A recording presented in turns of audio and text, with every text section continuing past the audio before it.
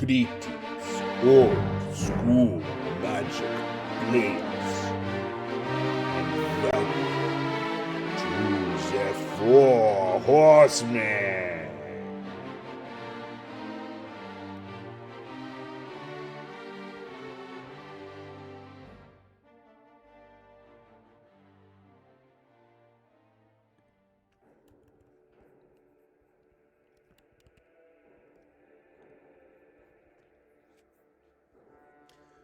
Greetings, old school magic players.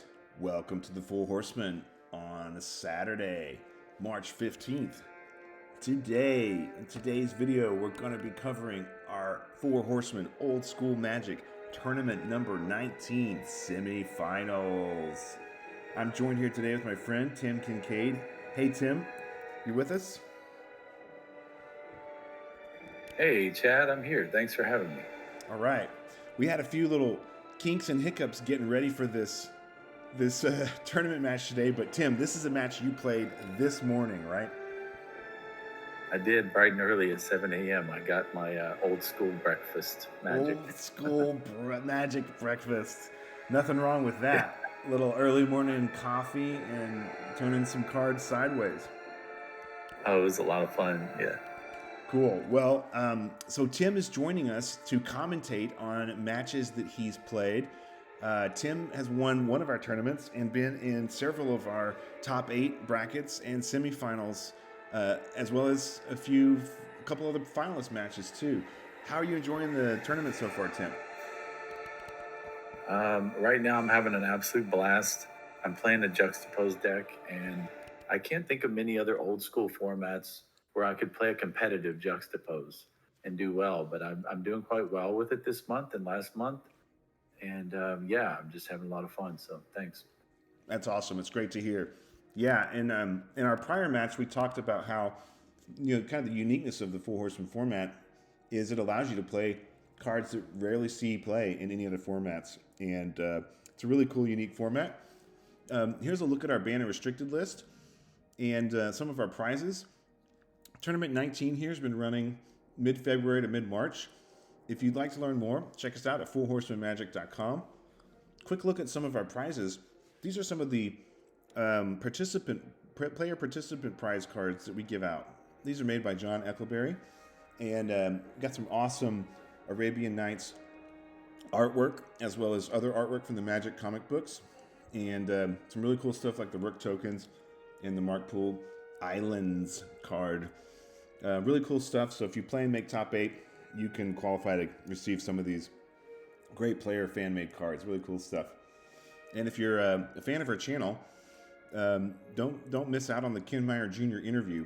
This is a look at the Ken Meyer Jr.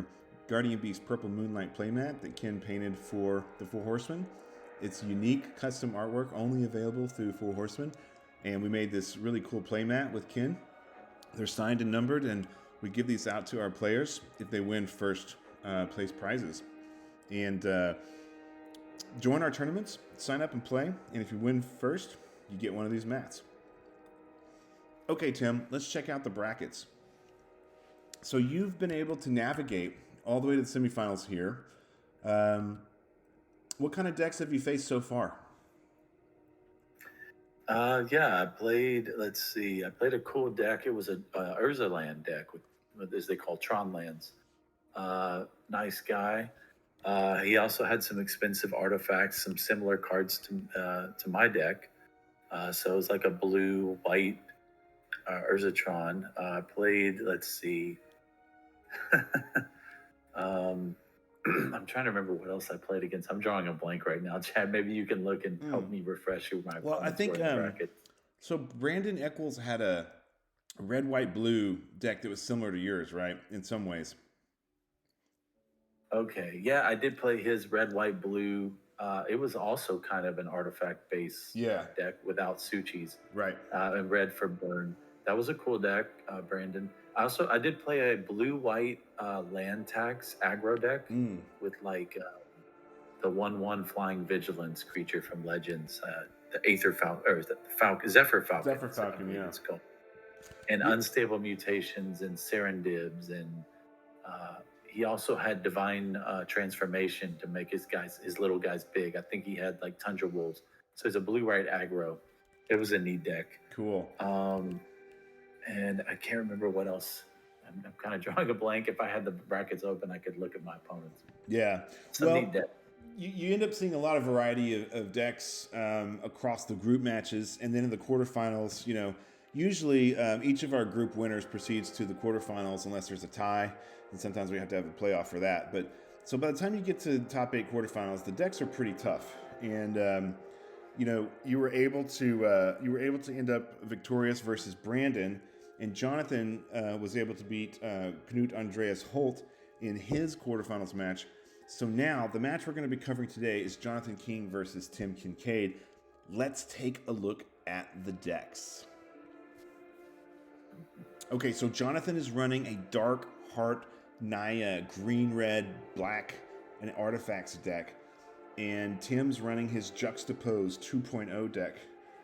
Like you were saying, Tim, Juxtapose is a really spicy, cool card with some awesome art by Justin Hampton.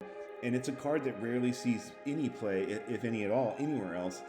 And what you've shown here is that it's super powerful in Four Horsemen. But also, Jonathan's running this Darkheart Naya deck that has some life-gaining engines and some other powerful things. So let's take a look at Jonathan's deck first. What do you think of Jonathan's brew here? I like it. It seems like we've seen something similar before in a couple past tournaments, maybe in tournament 18 or 19 with the recent restrictions on Sylvan and Darkheart are now restricted. So he's got a lot of powerful restricted cards. Sylvan Library, Darkheart, the Abyss, the Ivory Tower, all that stuff. And he can go the long game with this deck. Even though, as you see all these creatures, he's got, you know, 4 Elf, 4 Ape, 4 Burnham, 4 Rook. That's 16 creatures. He can play for the long game, even though he's an aggro deck with Burn. Isn't that interesting? Yeah, it is. He can get his lands with land tax, sacrifice the forest to Dark Heart of the Wood, shuffle them back in with a Felden's Cane, and pull out more with a land tax. So he can go the long game. Yeah, it's kind of cool. Yeah, this is a variant on some of the earlier decks that we've seen. And ultimately, the first version of this really led us to hone in on Dark Heart of the Wood and Sylvan Library. Those were 2 cards that were not restricted before, and because of the, you know, we're limited to several hundred cards within the Four Horsemen format. It doesn't have quite as broad of a card pool since we don't have the baseline set. So that's both a unique aspect of Four Horsemen, but it also requires us to be diligent about our banned and restricted list to try to really manage and keep the format fun. And you know, we don't really want games lasting 3 hours because it's just not convenient for our players, you know. So these infinite life gaining decks can be a real problem. And even with Dark Heart of the Wood now restricted, along with Sylvan Library and Ivory Tower, those 3 things together can be a real challenge if the players get them all on the board. There's plenty of artifact destruction in Four Horsemen, but when it comes to enchantments are really the power cards of Four Horsemen.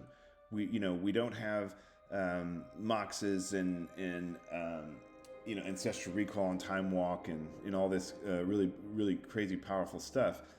But what we do have is we have a lot of really cool enchantments, and the only way to get rid of enchantments in Four Horsemen is with cards like Desert Twister, which is expensive, or cards like Presence of the Master, which we see in Jonathan's sideboard here, and we'll talk about that. So, this is an interesting brew. It's got some cards that are kind of unique and different from what we've seen. Like the first card that stands out to me in this deck that kind of raises an eyebrow is this one-off Abyss.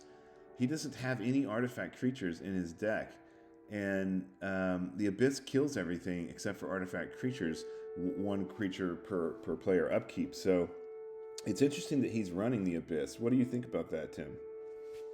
It's kind of spicy. It's almost like you think it's counterproductive, but at first glance. But then I thought about it, and if his opponent is winning the game on the creature battlefield, The Abyss is, all, as you know, extremely powerful for swinging games in his favor, but he can also play out multiple Rook eggs while he's tearing up his opponent's army with the Abyss.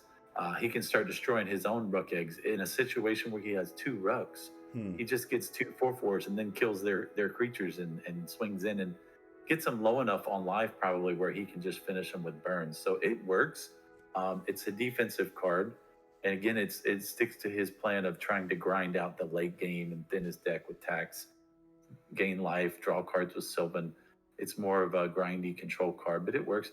I do like the fact that he's playing the 2 detonates main deck, which, as we'll see in a second, are going to be extremely good against me. He's also got 2 fissure, which is great for taking out those solo lands like Mazabith, Desert, Diamond Valley, just the rare restricted lands. Fissure's good. Detonate.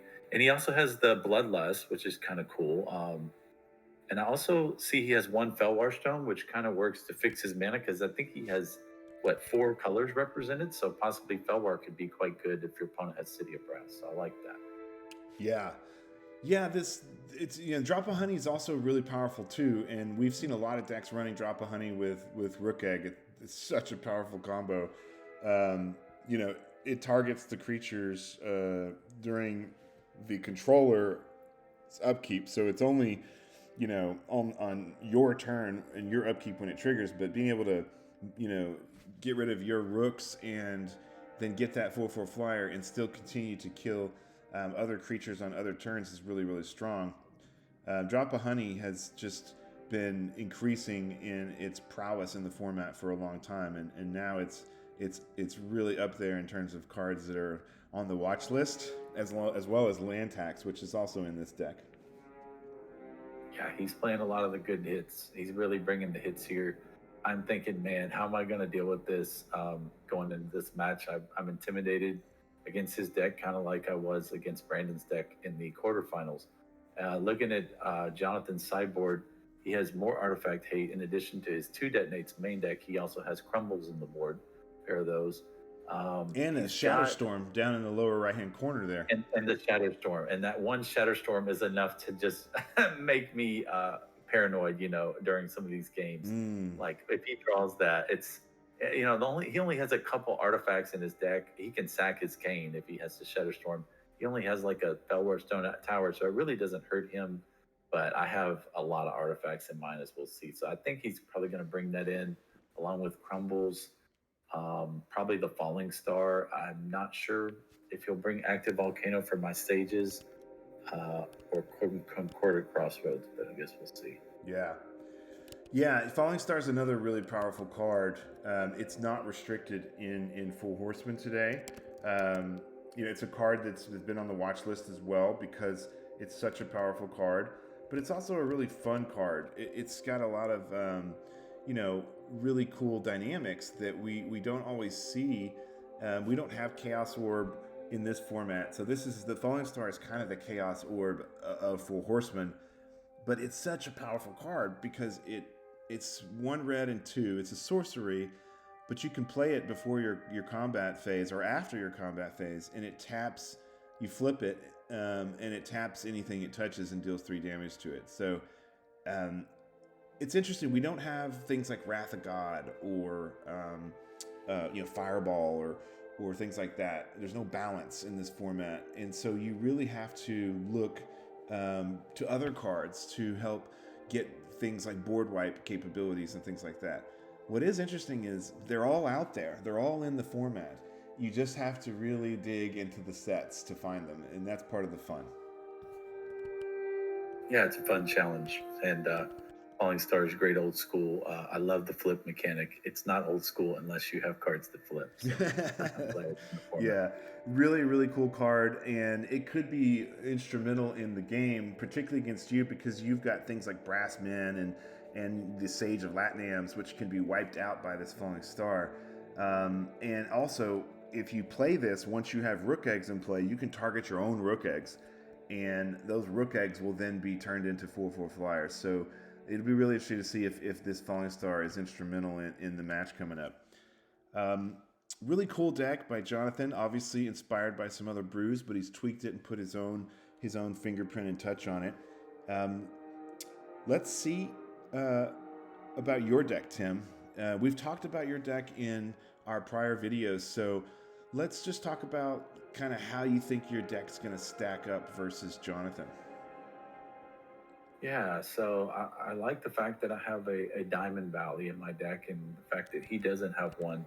I think we saw Peter Solstice included that in some of his previous builds of this type of deck, previous tournaments. But we don't see the Diamond Valley for him, so that helps me, the life gain in general. Yeah, and we pointed out in some of our other matches, one of the things that John Eckleberry and I have noticed is if one player has Diamond Valley and the other player doesn't, the player with Diamond Valley tends to win. I mean, it's every creature that you have killed off during your game is added to your life, their toughness. And for things like Urnum Djinns or big creatures like even the Rook Eggs, right? That 3 life, sacrificing your Rook Egg to Diamond Valley, gaining 3 life and getting a 4/4. Holy crap, it's such a powerful combo. So Diamond Valley is a game turner, and that's also why we restricted it. And rightly so. And last tournament, I did not play Diamond Valley in my Juxtapose list, and I regretted it because there were times that came up, I would make a good swap. I say a good swap, like it really wasn't a fair trade for my opponent, but it felt like a good trade for me. And that's the fun of Juxtapose. I'd give them a Brass Man and I'd get something big, like an Urnum Djinn. And then they would have something like maybe some way like a Boomerang to put it back in their hand. Oh no. But I wished I had Diamond Valley. And so this month I do have it. So I've got that. I've also, let's see, I'm liking the Juxtapose and the red-green matchup in general. I like being able to take a Rook Egg or an Urnum here if Jonathan plays one. I've got the Brass Man to stop the early, all his 8/1 drops, his Elves, his Kurt Apes, and his Mishra's Factory. And if he tries to destroy that, I've got the Sage to, possibly get me some cards back if he tries to burn like Chain Lightning. Yeah, I've got Juxtapose up here for the viewers. It's such a cool artwork. There's like this battle scene in the background with the sky and the dark shadows, and then this creepy demon-looking thing is like slumbering along, and you see like arrows are being launched at him, and there's it's a lot going on in this art here. It looks like he's almost right in the middle of 2 battlefields, Chad. And it's almost like, is he going to be on this side of the battlefield or on that side? And it's like he's kind of going, something is making him go back and forth. That's kind of my interpretation. Yeah. So is it Justin Hampton, I think, is the artist here? He obviously had some guidance or indication when he was doing the art over what this card was actually doing, because you're definitely right. You see that in the card. So really cool to see that. In that interview with Ken Meyer Jr., he talked about how the early days in Arabian Nights, you didn't necessarily know anything about the card except for the name. The name of the card was basically all you knew. And so here in the ladder stats, you can see that there's at least some evidence that the artists had some understanding of the card dynamics too, and that helps bring the artwork and the card play together. But in terms of this card in particular, your whole deck is built around this card, right? Pretty much. It's the all-star MVP. I want to trade artifact creatures for their big non-artifact creatures. Yeah, that's pretty much it. Yeah, and explain this dynamic that you notice that's a subtlety where if you've got a Triskelion and let's say they've got a Urnum Djinn, you can play the Juxtapose and you can fire off, let's say, your Triskelion arms to do damage to your opponent, and then they get the Triskelion and you get their Urnum Djinn, right? Right. Because it does creatures first, and then it does artifacts after. So if they don't have any other artifacts, or let's say they have something like let's say you have a Fellwar Stone or on your side, right? Because that's common in your deck, or something like that. Mm-hmm. So in that case, they would get the Fellwar Stone, and then you would get your Triskelion back, right? Right. So it makes you trade creatures first, and then trade artifacts if you both have them.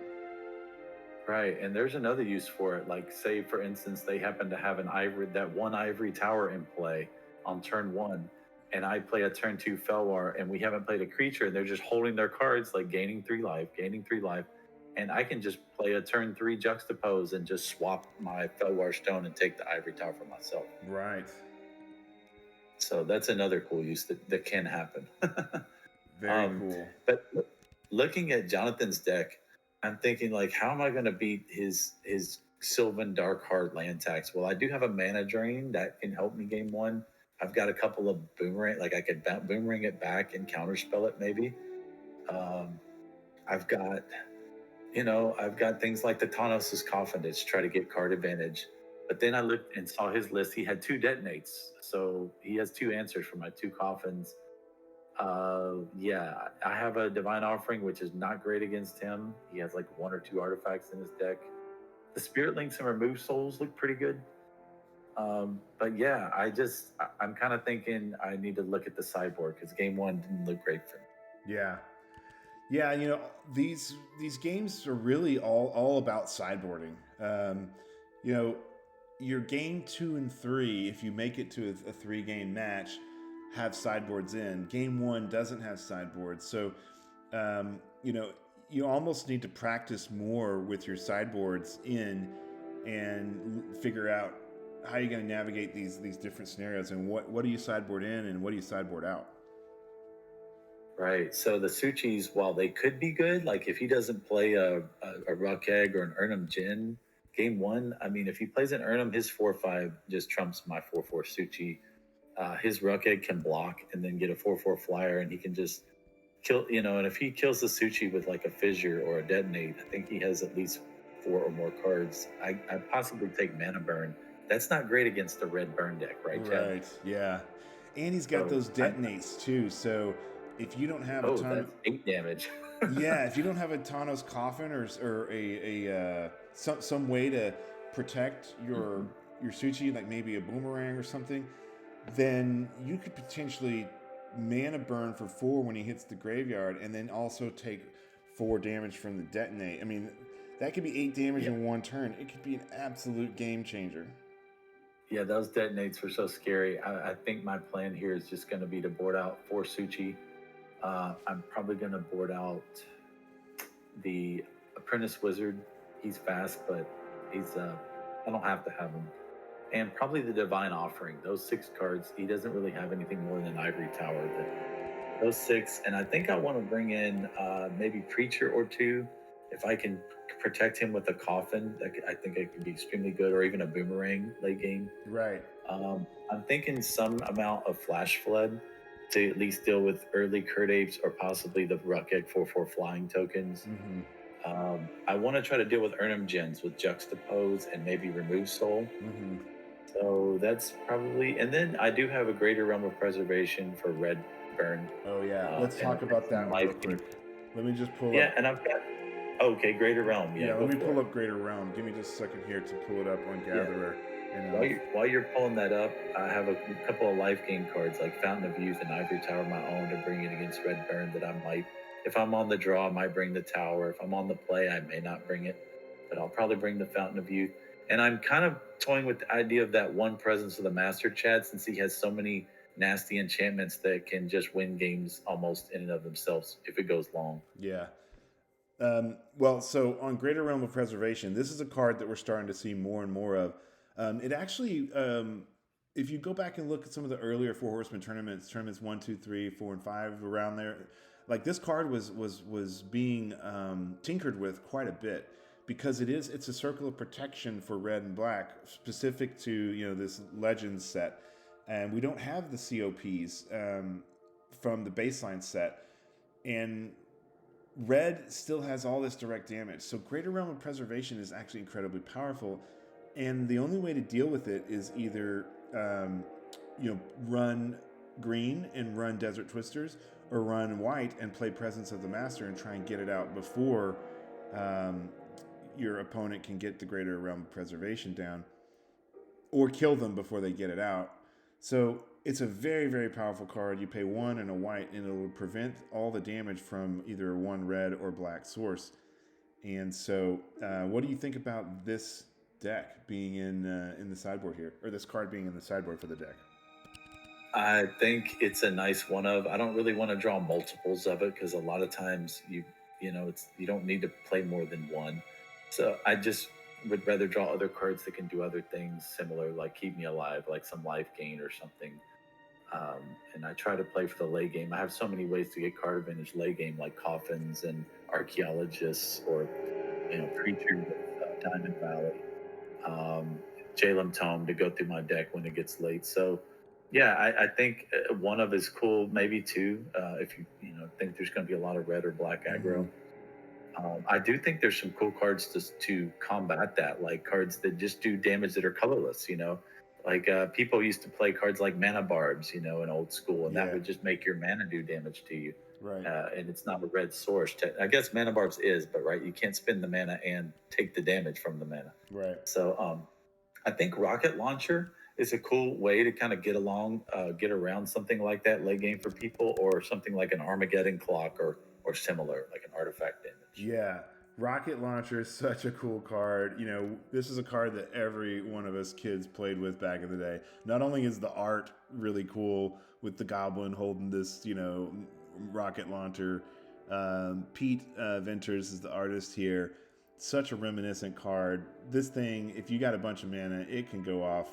Now, we didn't know the combo of using it twice back in the day because of didn't. Nope. This thing was a one and done kind of thing. But now with the modern rules and the phases of play and things, you can actually pop this thing off twice. Explain how that works and what is the timing to get it right, to do it twice. Okay, so I just looked up on the MTG Gatherer website, Rocket Launcher, and it talks about at end of turn, sacrifice rocket launcher. Well, it actually happens there. The ruling is it happens at the beginning of the end of turn step.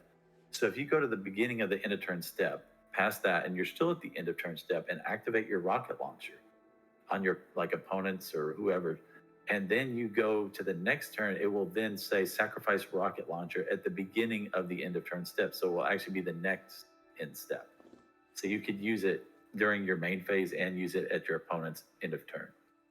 Pretty tricky stuff. Yeah, it is. It's a neat little ruling that you can, but it requires a lot of patience and a lot of mana, and it's quite slow, but it can be effective. Right. All right. Well, that's a really good look at your deck and some of the interesting cards you've got in the brew and the sideboard. Tim, are we ready to get to the match? Yeah, let's do it. All right. I'm going to switch over to the match, and we'll get started on this game here. All right, so we are queued up at 4:45, and let me make sure I've got the right match here. 1 second.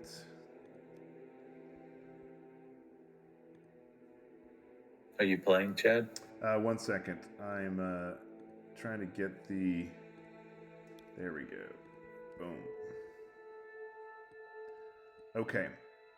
I'm queued up. Are you ready to go, Tim? Yeah, I'm just at five minutes. I already played it 15 seconds. I'll just wait. Oh, you're at 5? Okay, I'll skip forward to 5. Okay. You're at 5-0 exactly? Yeah. Okay. All right. On 3. 1, 2, 3. Okay, so Tim and I are playing this back at 1.5x speed to help get through the match a little bit quicker. And you see Tim's on the right with his Four Horsemen Ken Meyer Jr. Guardian Beast Purple Moonlight playmat for your tournament 15 win, right, Tim? Or was it tournament 13? Yeah, thanks for that. 13? I'm enjoying it. I think it was 15. 15? Thanks, I'm enjoying that. And Jonathan's on the left here and on the play. Looks like he's got a Pendlehaven out the gate. That's a great card to start off early. Yeah, I won the dice roll. I elected to draw first. I'm not sure if that was correct, but yeah, this is something I've done. He's got an ivory tower in his deck, and I don't. So. Right.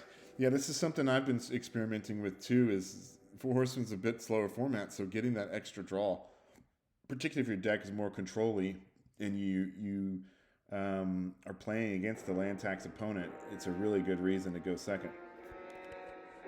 Mm-hmm. So he lays his second mana. He's only got green mana first 2 turns. Yeah, I feel like if he had a mountain here, surely you'd see a Curd Ape coming down.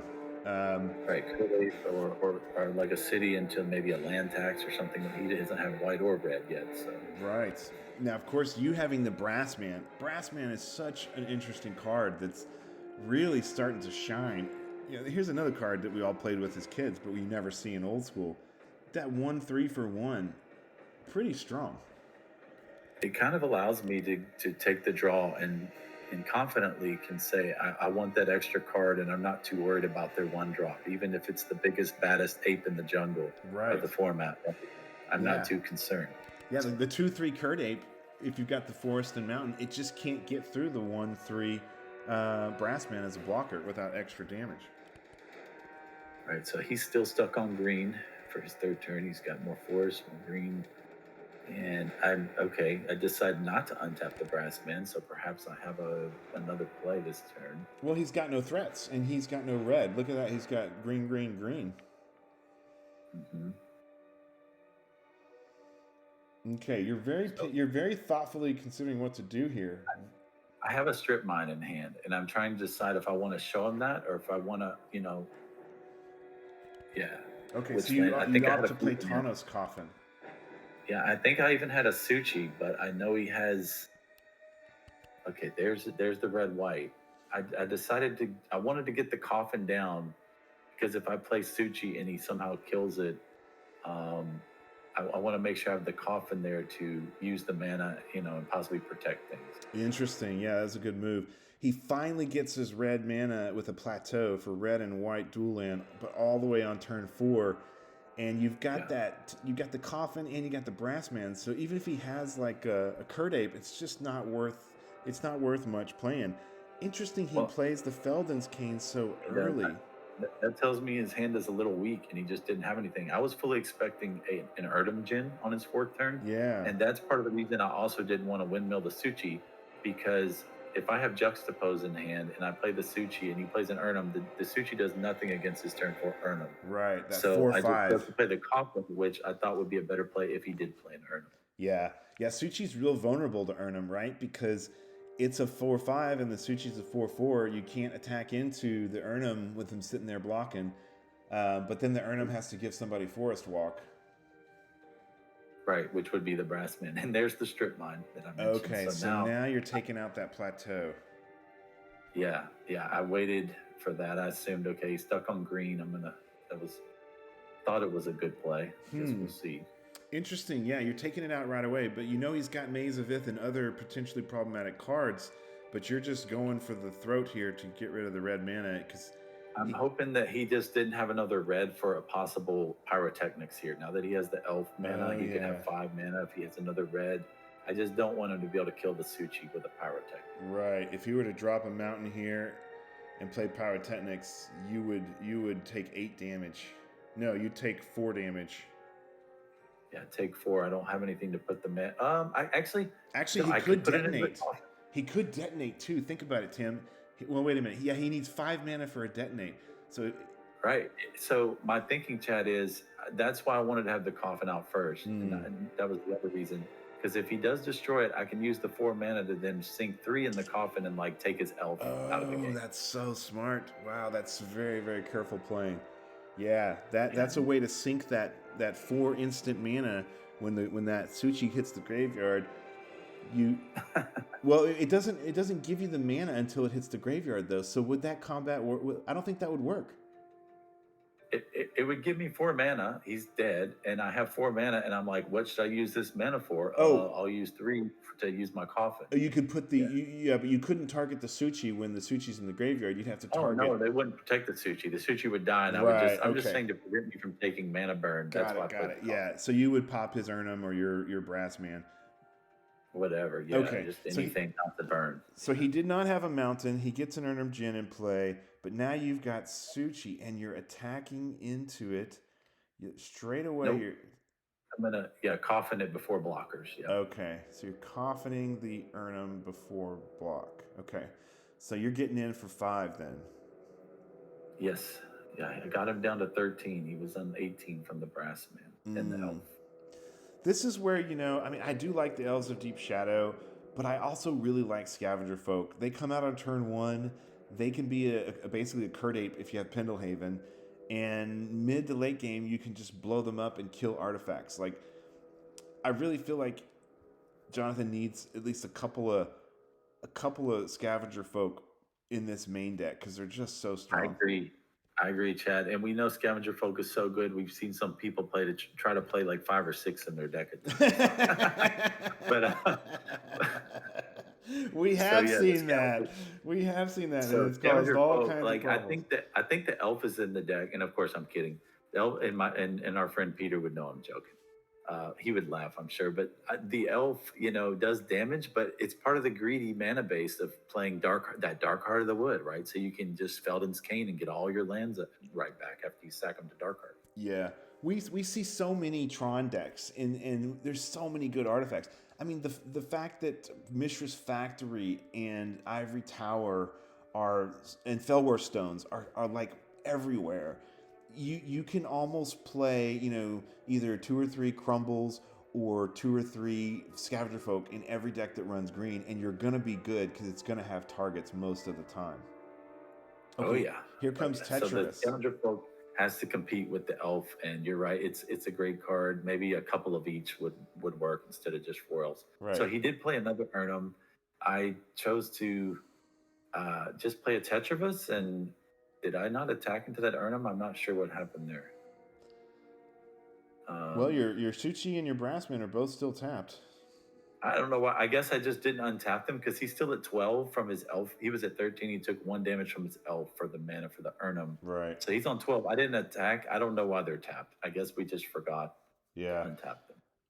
Well, the Brassman doesn't untap, but at least the Suchi should be untapped. And Jonathan is still on no red. He plays a Felwar Stone, but you've only got blue and white. So he's really struggling. He's probably got 4 red cards in hand, probably Chains, Pyros, Fishers, and Rooks. Yeah, so taking out that 1 plateau with that strip mine, and I held the strip mine back. I think he was smart. He held the plateau back as long as he could, it seemed like, till turn 4. But it seems like it's proven to be an invaluable play at this point this game. Yeah, it's really tough road for Jonathan here. And, running that Felden's Cane main deck, you see here, like, it's just a useless card. That is, to me, that's a sideboard card almost all the time, not a main deck card. Yeah, maybe side it in against a slower deck like Brandon control deck or other like that Armageddon clock control deck, or even a Millstone deck, something slower. Yeah. The other thing is Jonathan's only running 1 Felwar Stone, and his mana base was really tight. I think he's on like 21 or 22 lands, something really tight. But he's also playing land tax. He could still play land tax here, and that would be a way for him to really gain more momentum because you do have white. Yeah, it's unfortunate that I'm not playing green or red where the Felwar would really shine, or even a City of Brass in this game. Yeah. So Jonathan's... sorry, go ahead. Oh, no, you go ahead. I was just saying, Jonathan's really on the back foot here. He's really struggling to be able to deal with this Tawnos Coffin scenario, right? Just that 1 Tawnos Coffin is causing all kinds of challenges, and now you've got Diamond Valley. So I untapped the Coffin. His Urnum came back tapped when I untapped it. That's right.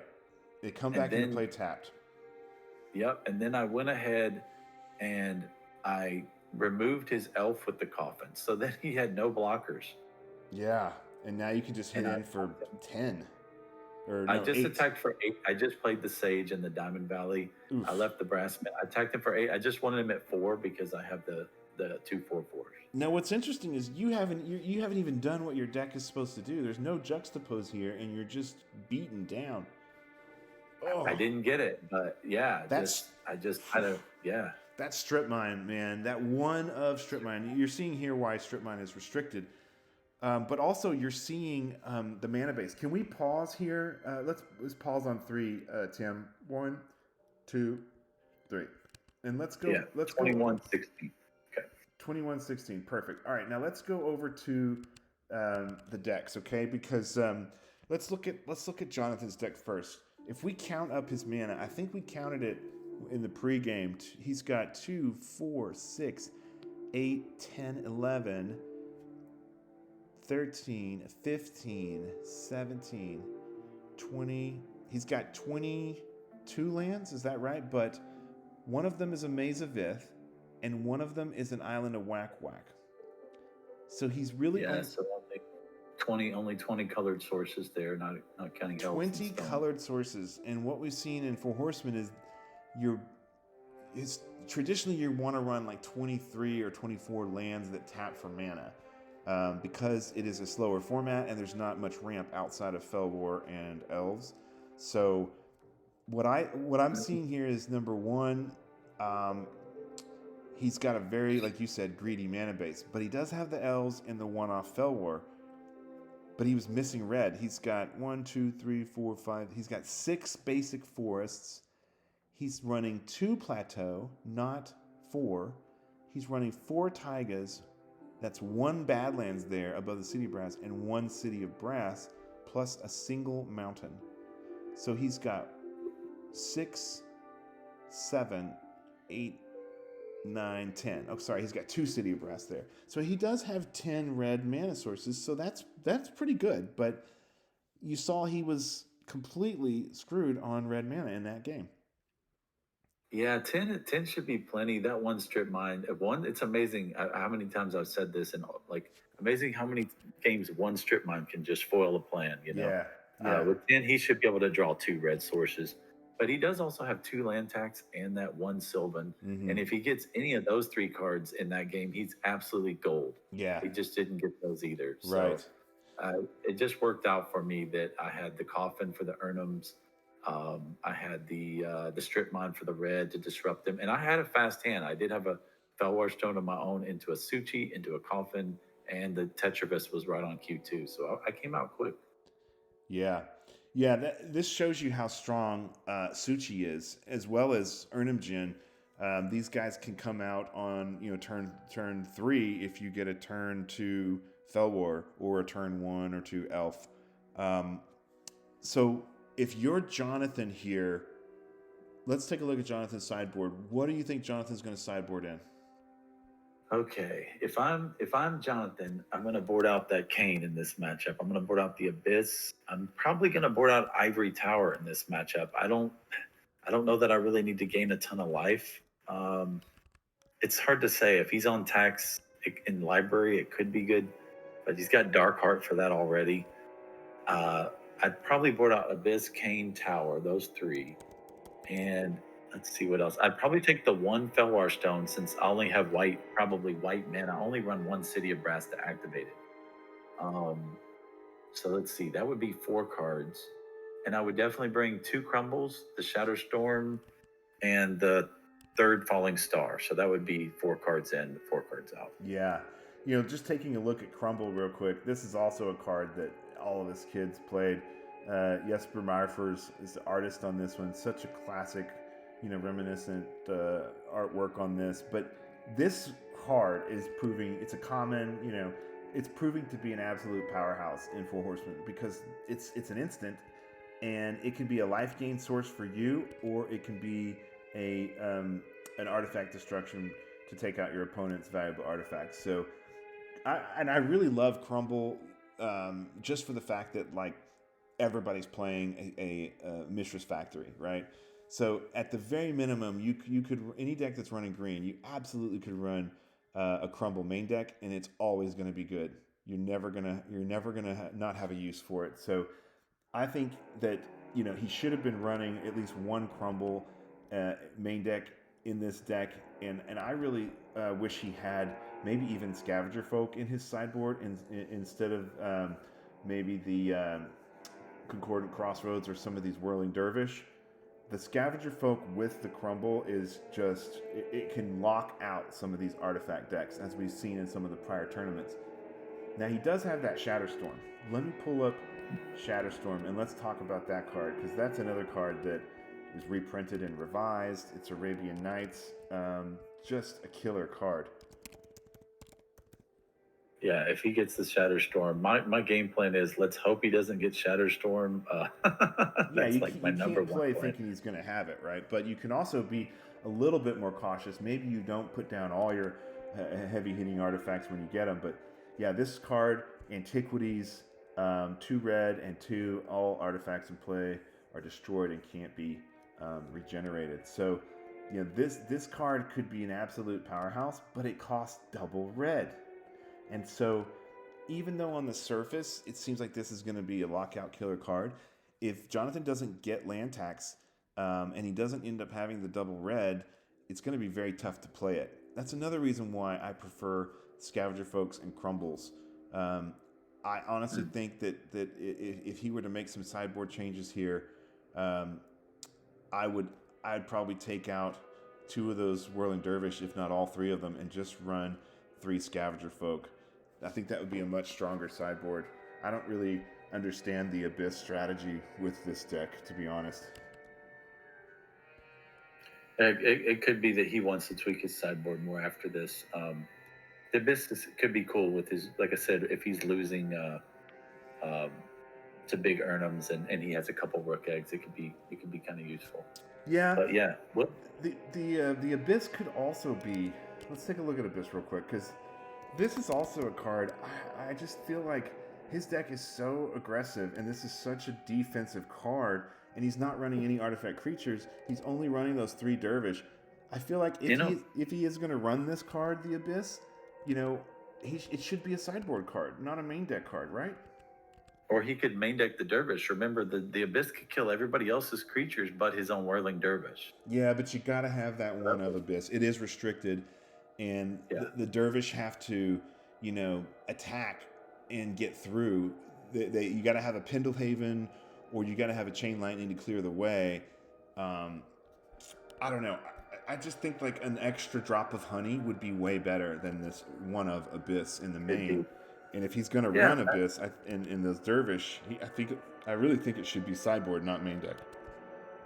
That makes sense. Bring in the Dervishes and the Abyss. Right. Kill their creatures while your guy gets a 5/5. Right. Okay, so just to summarize, you think he's going to pull out which cards and put in which cards? I don't know what he will do. I'm wondering, is he going to keep that ivory tower? This is what I would do if I were him. I would take the tower, the Abyss, the Felden's Cane, and the Stone, and bring in 2 Crumbles, Shatterstorm, and a Falling Star. But I was wondering, I'm agonizing, should I leave in the Divine Offering against him? Because will he keep Ivory Tower in his deck? I don't know Jonathan that well. I've only played him a few times. He's a good player, and I'm not sure if he's thinking he needs to have the life gain against me. So that's the card I was curious about. Okay. Well, so I will take a crack at this too, and maybe offer a different sideboard option. So looking at his cards over here, knowing you're running Tetravis makes that Island of Whack-Whack better, but also your Tetravis can be split into 1/1s, and then his Island of Whack-Whack is only preventing a single damage. Plus, he's got 3 extra artifact kill in his sideboard, and 2 of them are those Crumbles. So I'm just wondering if the Island of Whack-Whack is worth even keeping in the deck here. It doesn't tap for mana. It's not good early game. It's only good late game, and he has other ways to deal with the Tetravis, and that's the only flying threat. So I've got my eye on Island of Whack-Whack as maybe it's not optimal to have that card in there. I agree. Actually, I overlooked that. I forgot that was hidden in his lands there. I didn't even notice it was hidden. Definitely bring that out. It's not worth it for not 1/1 worth it. Tetravis. Now, bring in an active volcano for that, if nothing else. Yeah. Right. And then Sage. Because you're running the Sage of Latniam and you're also running the Brassmen, that's 8 cards that can come down on turn 1 or 2 that can block the elves and the Curd Apes. So the Curd Apes and elves are only good, basically, elves to ramp and Curd Apes They're only going to be good if you have a Bloodlust or a Pyrotechnics or maybe a Chain Lightning, right? So I'm sitting here going, are my Curd Apes kind of dead cards knowing you've got Brassman? Maybe, unless I can get a Crumble or that Shatterstorm to get rid of them. So I don't know. I've kind of got my eye on Curd Ape as well. That's some next level stuff. I hadn't even considered that. I don't know if he will. I'm not going to forecast that, but that's next level. Because see, I could also, if you want to switch over to my sideboard on that note, I could be boarding in Flash Floods for things like early apes and then the Ruck tokens. Right. And if he next levels me and takes the apes out and I bring in Flash Floods, well, then they're only good against 4/4 Ruck tokens, but still, that could make them kind of dead early. Yeah, those Flash Floods are really strong against the Rooks. And in fact, the fact that we know you're going to sideboard in those Flash Floods, possibly, maybe be a reason to leave the Curd Apes in. But Curd Apes are pretty much only optimal if you get them early. And you've got enough early blockers. Obviously, the Sage of Latnam as a 1/2 can't handle the Curd Apes. You're not going to block with them anyways. You're only going to block with those Brassman. But right. I'm just thinking maximum sideboard, strategy is the way I want to go. But I'm also looking at the Falling Star down there next to the Shatterstorm. And I'm thinking, Falling Star, I've got 2 main deck. A third one would be really good because it taps all your guys and it can take out all your Brassman and all your Sages. So I'm thinking right now, and that's why I think just you still go with your apes, and if I play Brassman, well, he just Falling Stars or has to Chain Lightning him out. Right. So right now I would pull out the Island of Whack Whack and I would put in that Falling Star. That's the first change, 1 for 1. Okay. The Fellwar Stone is not going to tap for any color that he needs. So I'm thinking Fellwar Stone is not great here, except for the fact that he's already so thin on mana. The Bloodlusts are only really good in combination with an unblocked attack or as a block to take out a big attacker. So I'm thinking about pulling out the Bloodlusts and maybe that Fellwar Stone. But let's keep looking through here. Sylvan Library's got to stay. And in my mind, the Ivory Tower has to stay because his whole strategy is based around the long game and life gain. So I'm going to leave the Ivory Tower in. Same for Darkheart. I'm definitely taking out the Abyss. It's horrible against you. It only kills your Sage of Latnam. So the Abyss is definitely coming out. And the Felden's Cane, I guess I'm going to have to say, if I think it's going to go long game, I would leave the Felden's Cane in. If I think it's not, I'd leave it out. Knowing how tricky your deck is and knowing you're going to be juxtaposing, I don't know. Maybe I leave the Felden's Cane in. And let's talk about the juxtapose strategy, right? Sure. The other thing I'm thinking is with juxtapose as your main deck function, you could make the argument that your Urnum Gens are a liability because the card you want is Urnum Gen or Rook Egg. So I'll take what I can get, but I do value the Urnum and the Egg. The Urnum and the Egg is what you're going to go for. So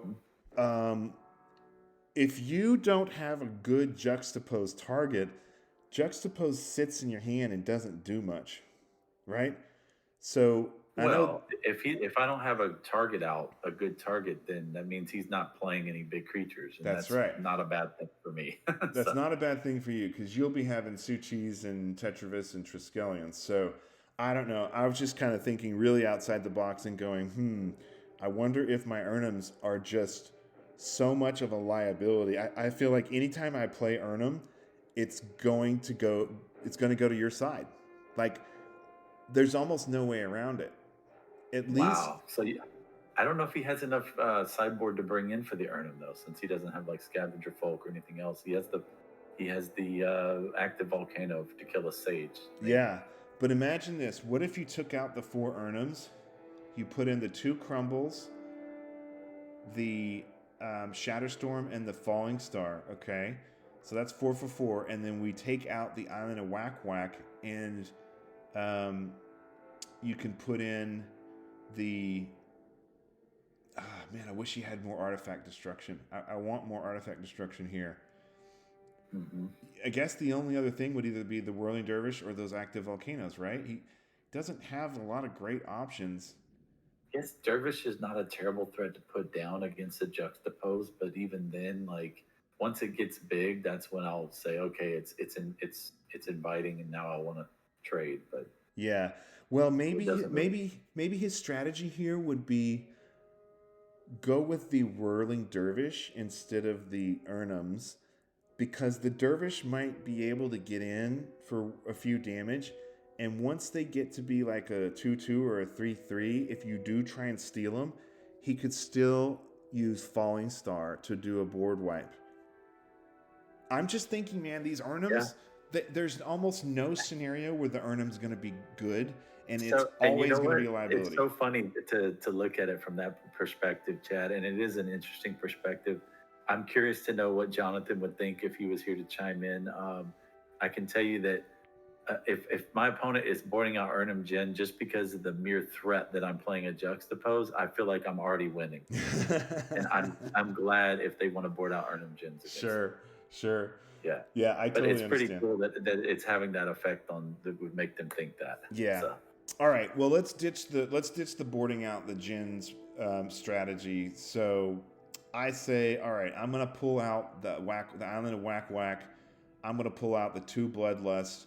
I'm gonna pull out the Abyss. That's 4 cards, and I'm immediately gonna put in the 2 Crumbles, the Shatterstorm, and the Falling Star. Then I've got the Felden's Cane hanging around there. It was not good in game 1, right?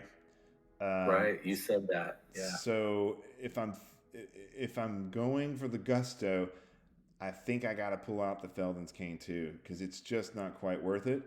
And I could put in either a Dervish or a Volcano.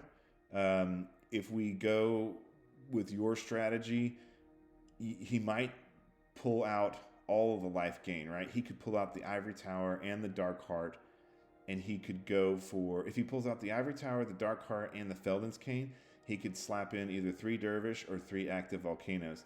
Now, we know that your deck is built around the Sage of Latnam, and we saw from the game with Brandon Eccles that it was the Battle of the Sage of Latnam. So that makes the decision pretty easy for me there. I would go ahead and pull out the Felden's Cane and put in the active Volcano. I would pull out the Ivory Tower and put in a second Volcano, and I'd go ahead and pull out that Dark Heart and put in a 3rd Volcano, and just try and be able to get rid of all your Sages. So in summary, so Ivory Tower, Dark Heart, Felden's Cane all come out. Bloodlust comes. The 2 Bloodlusts come out, and the 2 Bloodlusts and the Island of Whack Whack come out. And that, I even think that Fellwar Stone, man, it's just not good because you don't have any green. You don't have any green or red. So I'd take that Fellwar Stone out too, and I'd go for, so that's 1, 2, 3, 4, 5, 6, 7. That's 7 cards, right? So then we put in the 2 Crumbles, the Shatterstorm, the Falling Star. So that's 4, and then put in the 3 active Volcanoes. That's what I'm gonna go with. That's very interesting, Chad, because if my memory serves me correctly, I think Jonathan said he brought in 7 or 8 cards. So I can't tell you exactly how that went. You'll have to get him to comment in the video in the YouTube later or something. But interesting to know. Okay. And so I've kind of already shared my thoughts on my deck, how I would sideboard. If people want to go back to the pregame, they can see what I said. I was like 6 or 7 cards. Yeah. So. All right. So let's get into the match. Let me switch back over. All right. All right, so let's skip forward a little bit here to, let me see, we want to be at, looks like we want to be at right around, you're doing a pile shuffle.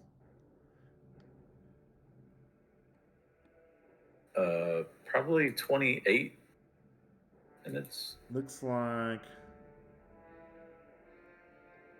Yeah, you've drawn. Okay, so 20. Let's do 29. 29. Okay. They win. All right, on 3. 1, 2, 3. All right, so we've skipped ahead here. You guys have done your shuffles. Yeah, I'm really interested to see what Jonathan sideboarded. I think if he goes with that 7-card spread that I was just talking about, he's putting in all of his hate against you except for one flash flood, right?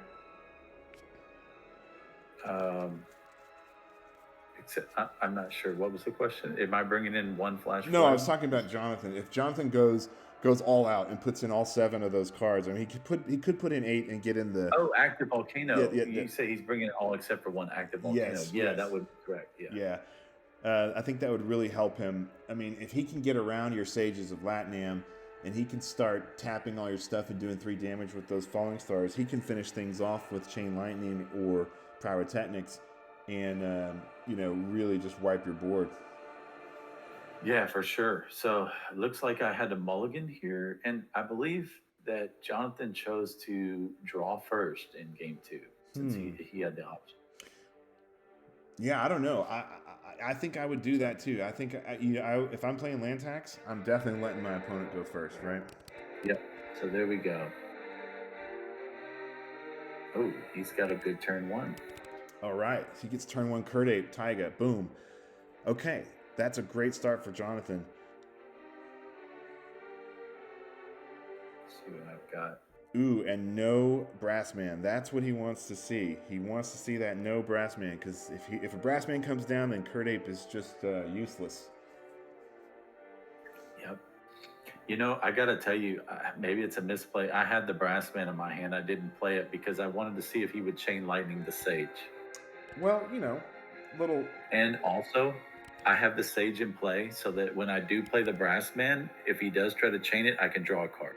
Right. I think that's the right play. To take 2 damage. I did that just to take 2 damage. I think you did it right, Tim. I think that exactly your thinking is exactly right. I'm just trying to see if I can get card advantage. It's basically to pay 2 life to draw a card there. Hey, and he did. Yeah, well, that's cheaper than a Sylvan draw, right? Right. Pay 2 Which, instead of 4. speaking of Sylvan, he has on turn 2 this game. He's got a great opener. That is a fantastic opener. Yeah, Jonathan's starting off real strong, and he's got Taiga early, so he's got that red mana early. He's got double Taiga. He's not worried about you strip mining him out of red anymore. Right. So I'm not happy to see that Sylvan come down on turn 2. I'm just kind of eating some breakfast. I have an orange there. Okay. City of Brass, he's got every color he needs. So now he can play land tax if he's got it. And if he can get land tax Sylvan Library combo going early, it's going to really pull him ahead in terms of his advantage. If he has land tax here, I wonder, would you play it now or would you wait? And there's the Chain Lightning. Hold on. We talked about, so at least I get the card back from the Brass Man. Okay, yep. So your strategy worked. So you're able to get the draw. He does go for the chain on the Brass Man, and you sack the Brass Man with the Sage. And now Kurt Ape number 2 comes out, plus a Dark Elf. That's really strong for Jonathan. Oh, wow. So there's no need to play the land tax there. You obviously just play all your dudes out and kill my blocker. Yeah, he might wait until you're... There you go. You've got Maze of Ith. Oof, that's a tough land to be against. And a Jaloom Tome. Wow, that's a great turn for you right there. It's something, but... I can stop 1 ape. Well, you can block the elves, and you can stop an ape, so you're only going to take 2 instead of 5. That's huge. It's something. That's a lot. Considering what you've got, it's a good defense. I'm still up against Sylvan, and I know if he wants to, he can pay 8 life, 4 life for the next 2 or 3 turns. I've got nothing going on. He pays 4 and takes 2. Did you see that? Yep. Okay, so... He's drawing into extra cards, and there's his land tax right on time. You're right. He was holding it. Takes a damage, taps the City of Brass for white. You've got 4 mana, so he'll be able to trigger land tax next turn. So now he's got his combo where he can look at the top 3 cards every turn. Oh, he left the Bloodlust in, and he Bloodlust.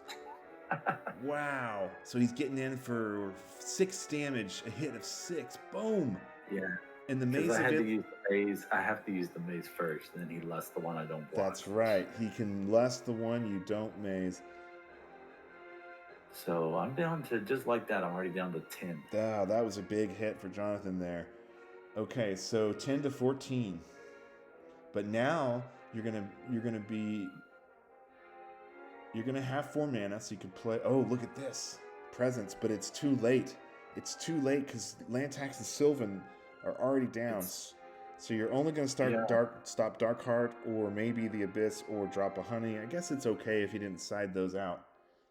It would stop a drop this turn or a Darkheart. At least the Sage can block the Elf. I really didn't have a lot of good options other than maybe cycle it with the Jalen Tome. But the thing the Darkheart does, or excuse me, that the Presence does, if he does play Darkheart at this point, he's gonna the game is over for me. If I may be dead already, but yeah. Well, look at his land Darkheart, choices. I'm done. So look at his land choices. He got a basic forest, a basic plains, and a basic mountain. And remember how I was saying, I'm going to move my life-gaining strategy out and go for the aggression? This tells me maybe he was thinking the same thing, because I would have left Lantax and Sylvan in and sideboarded out Darkheart and Tower to get, more of my creatures. So maybe he did the same, because otherwise he might just grab 3 forests if he's still on Darkheart. Well, he can't play Darkheart anymore. And I remember he looked at his top 3 and he said, "Oh, there's Darkheart." So he didn't side it out. He did not. In fact, he told me it was on top of his deck the turn after. And I said, well, at least that made me feel better about playing the Presence. Right. But he wasn't planning on doing, he already had 2 forests in play with the Tigers. So he could pretty much, he would have been able to draw the next 6 cards or something if he wanted to. Right. Over the next so many turns. Well, let's see here. All right, it's getting in, amazing one. And I think, same deal, Chad. The second Bloodlust. The second Bloodlust. Those are cards that I said I would sideboard out, but they're proving to be really strong here. So it's just like a burn spell for 2 mana, 4 damage. Yeah, so maybe that was a complete error on my part, saying to side those out, huh? Well, it also allows a Rug Egg to attack too. You make it, like I said, 4 damage for 2 mana.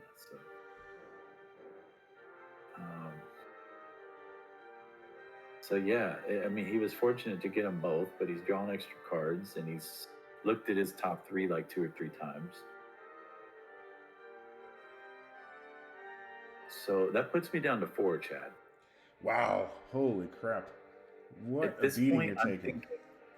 I'm thinking like a pirate. I'm looking at his mana. He's got 5 mana. I'm thinking, wow, I'm at 4. If he has a Pyrotechnics, I'm just dead. Yeah, and he gets the land tax again because you had to play your other mana. Well, I guess you didn't have to, but you chose to.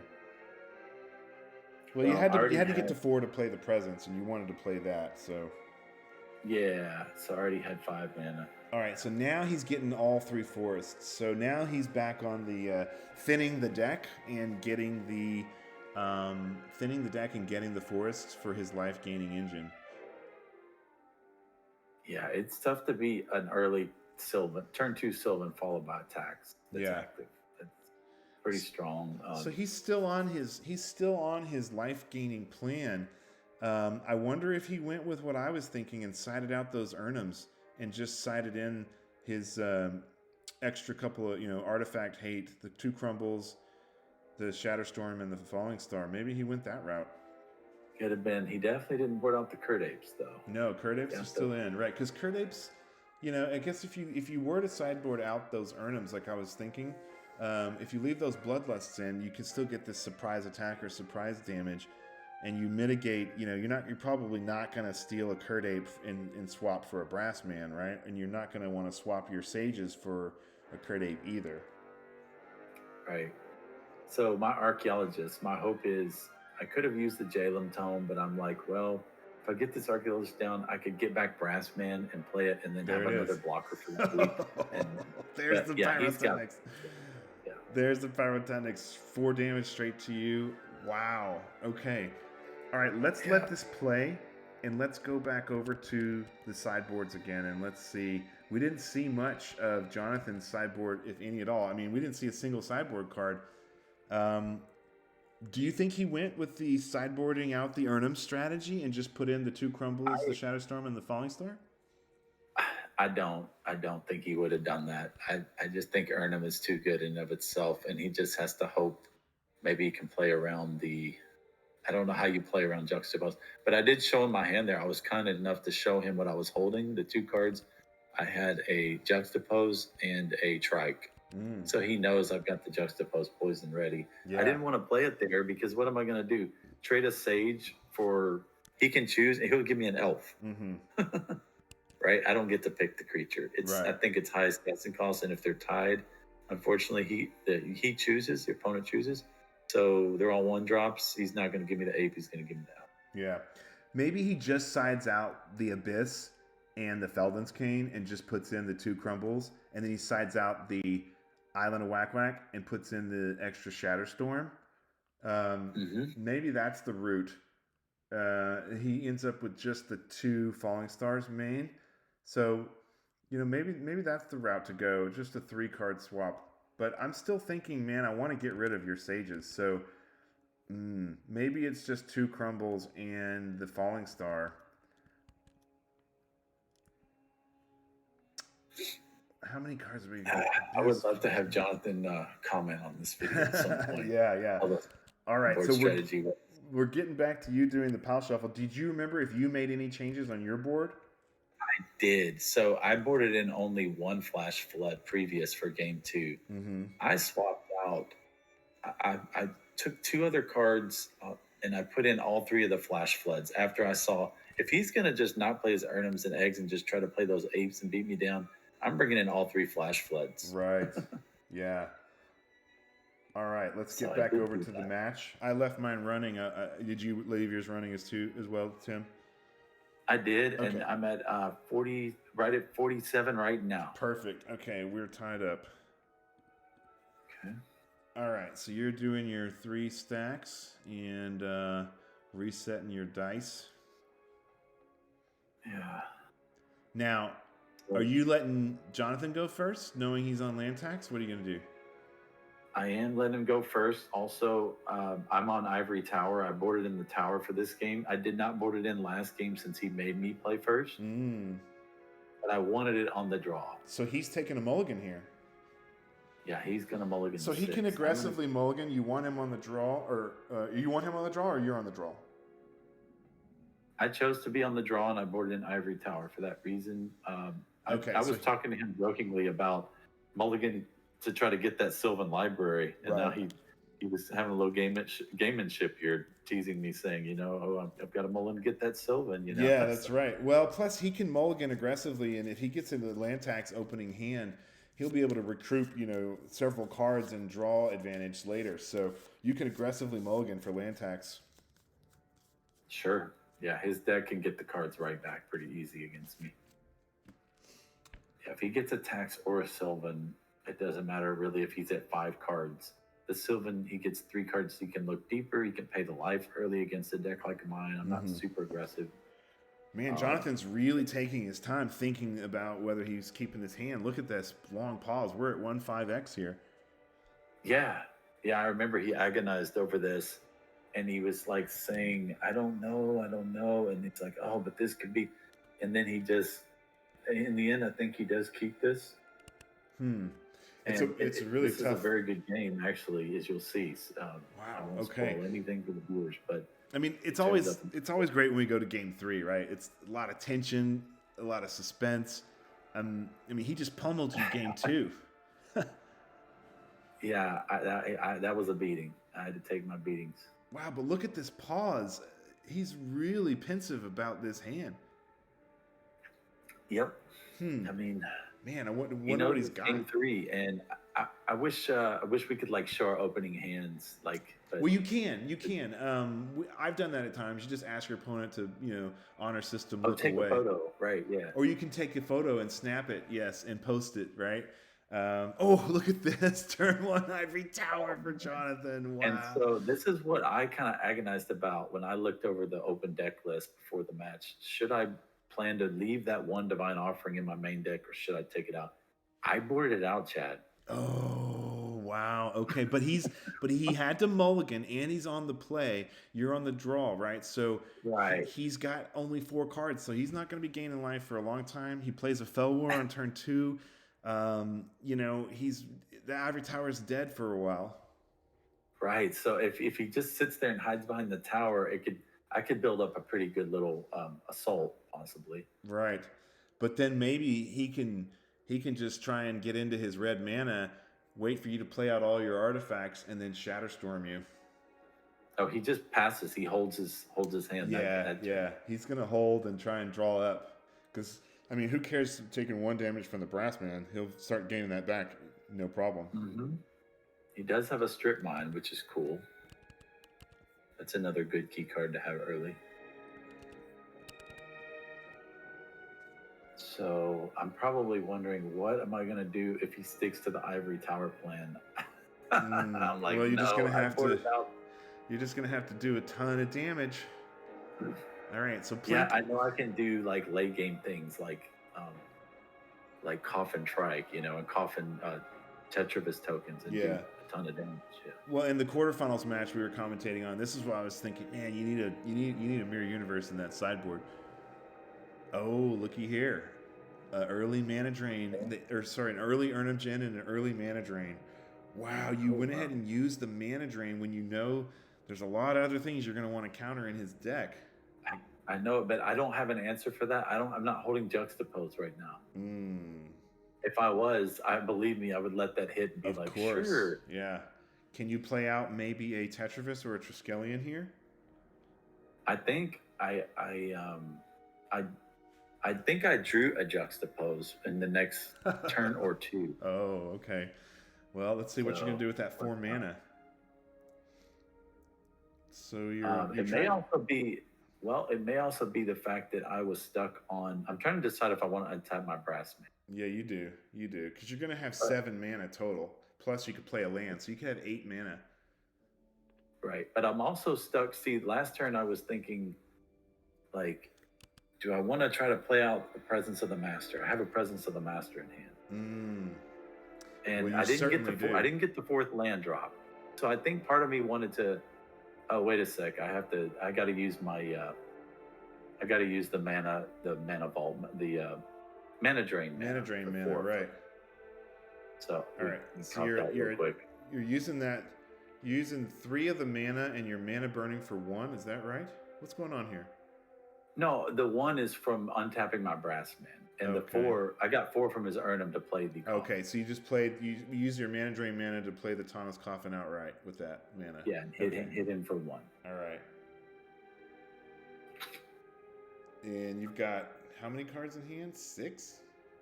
No. I don't know if that's right, because I played the Coffin. I'm probably down to 5. Right. We'll see. At the end of the turn, I'll reset it. Yeah, all right, there you go. So now you're down to 4. Okay, so now you got protection from stuff. Hopefully he's playing his Artifact Destruction. He needs those crumbles. Oof, very good. That is a card you got to get rid of. That is fantastic draw for him. He's probably holding that crumble this whole time. Oh, and look at this. Urnum number 2 coming down. Really strong. So now if you have your Juxtapose, can you drop a land? I think I got it. But do I have the mana? That's the question. Oh, the Workshop into Fell War. There it is. Okay. But you still need, you paid to untap the brass man. That's what's going on here. So you're spirit linking. Ooh. Now that could be very instrumental. Link. That's the other answer. That could be very instrumental late game. If you can now Juxtapose and get his spirit linked Urnum, you can attack with it and gain life. Mm-hmm. See, this Ivory Tower has just been a dead card for Jonathan this entire game. He's on 1 card, but he didn't stick to the. I mean, he's in aggro deck, right? He's the aggressor in the matchup. That's why I was thinking I would sideboard out all that life gaining stuff and go straight for the aggression instead. Yeah, but if he does happen to get like his Sylvan or a land tax early, the Ivory Tower is solid gold. He can just Joxter cards. Yeah. Oh, there's the Juxtapose. You were talking about it. There it is. Yep. Now I you're finally gonna... got the 4 mana. I was a little concerned would I get to 4, and I really haven't used the workshop other than to play that one Felwar, and I didn't even need it to cast the Felwar. I could have used islands. But the thing is I put it out there, Chad, because I was stuck on three lands, 3 mana for a couple turns, and I played the workshop hoping he might strip that. Right. So now, so hold on a second. So you give him your Brass Man, and he gets your Urnum, but now you have to swap back. Artifacts have to go next. So now you have to give him a Felwar, and you get a Felwar, right? Oh, you get the Brass Man for a Felwar. Okay, so he gives you the Brass Man back, and you... But no, he should. You're right. He should have gave me his Felwar. I missed that. Yeah, and then he could keep this whole time. This whole game at mana screwed me because I gave him the Felwar for his Brass Man, and his Felwar is his highest casting cost artifact. Maybe that's why he didn't give you the Felwar, because he wants you to be on less mana. He doesn't have a choice. You got to give the highest casting cost artifact you control. Oh, well then... So that's a big mistake on both of our part. Oh, that's an error, right? Because he would have to give you the Felwar in that case. Oh, believe me, I wanted that Felwar, and he set with 2 Felwar, and yeah, that helped him immensely. So anyway, it is what it is. That's just player error, you know. I missed it. Wow. Okay, so he plays out a Rook Egg, and he strip mines your workshop. Oh my goodness! So now you're down to 3 mana. I'm down to 3, and I should have a Felwar Stone and play this whole time, and I had no idea. What happened? What happened to the? Have the Brass Man. What happened to the Urnum Djinn? The Spirit Linked Urnum Djinn? He fissured it before he stripped. He tapped all his mana. Oh, I see the fissure under there. Okay. Wow, that fissure is coming in instrumental. All right, well, you get a Fountain of Youth. That's something for life gain.